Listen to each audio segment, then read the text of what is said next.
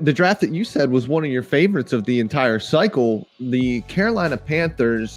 Do you know how close they were to even considering a quarterback? Even though I know they brought Sam Darnold in, it's not a sure thing with Sam Darnold, although they believe they have their guy. It's not, but the fact is this, Rhule wanted Darnold. You look at Scott Fitterer, you look at his history when he was with Seattle.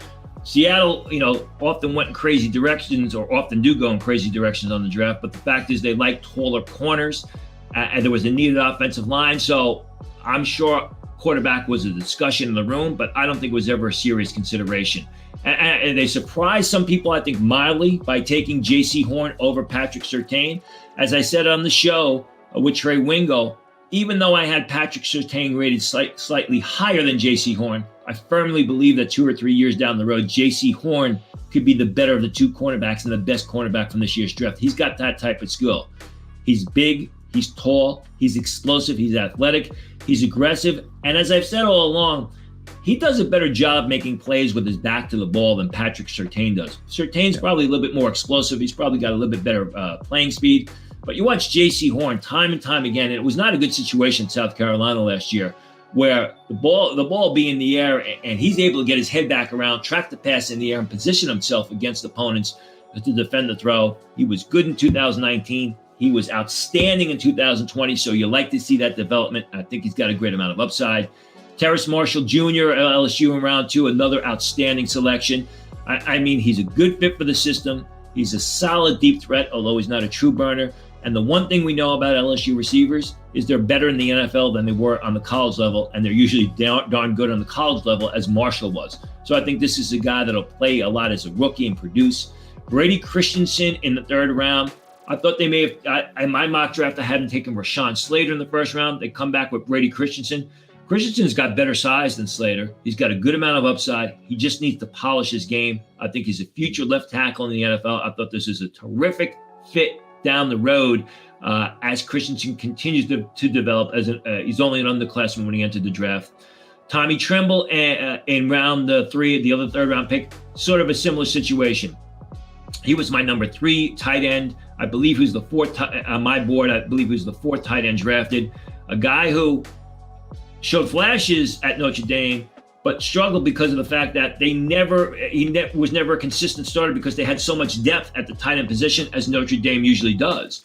But of all the tight ends at Notre Dame, he was the most athletic, he was the most explosive, he was the best blocker, and he was the best pass catcher. It's just that they spread it thin at the position.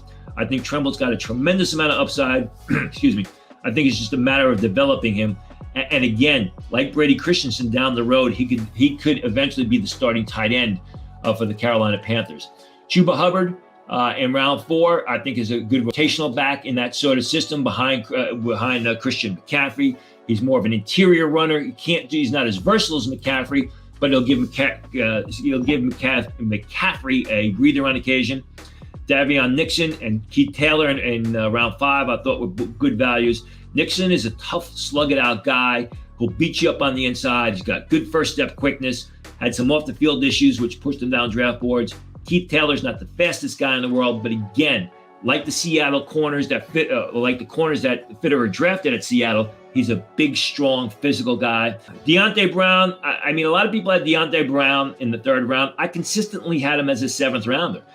People were applauding him because I think he lost 40 pounds between the college title game and the Senior Bowl. He's still just so big for a guy who's 21 years old, 22 years old, and that's a difficult thing. Good player, but he's very immobile.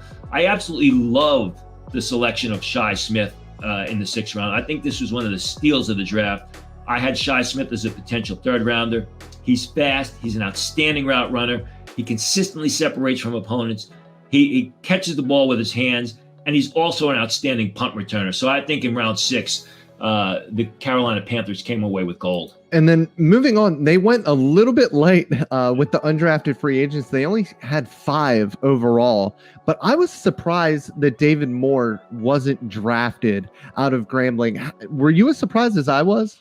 Yeah, I had him as a 6th rounder, I believe. He had 3 good days of practice. It's sort of like Deontay Brown in the sense that he's kind of a short, wide-bodied blocker. Not an overly mobile guy, more mobile than Deontay Brown, but you're not really going to use him in a zone blocking system. I thought he was worth a 6th-round pick. The Panthers scooped him up as a UDFA. I thought that was a great move. Same thing with Paddy Fisher. I mean, Paddy Fisher is good at what he does, stuffing the run and playing inside the box. He's not great in pursuit. He's not great in coverage. But if you need an 8th linebacker, a guy like Paddy Fisher, he'll come in and do a good job for you and not cost you a whole lot of money.